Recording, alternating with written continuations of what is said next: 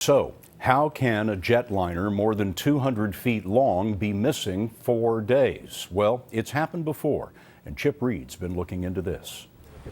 Under normal conditions, a commercial plane's transponder sends out information that allows radar stations to determine its precise location, altitude, and speed. But there are no radar stations in the middle of large bodies of water, leaving gaps in radar detection. To make matters worse, for an unknown reason, Flight 370's transponder apparently stopped working. For now, those two factors make it difficult to know what happened to the plane. We assume the plane has crashed, but, not a bit of evidence, not a mayday, nothing.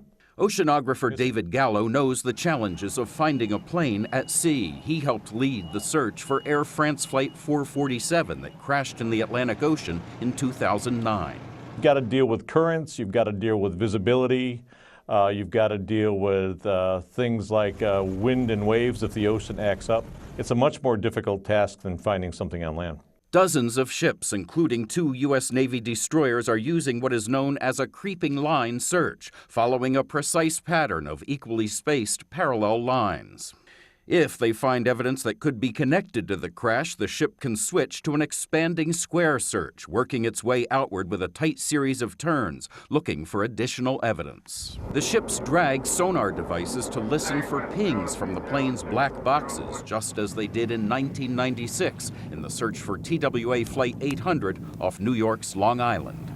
I never have a lot of faith in the pingers underwater in the ocean. That they're going to be heard. In some cases, I think you could be very close to them, and because of the structure of the water or the topography around hills and valleys and whatnot, you may not hear the pinger at all.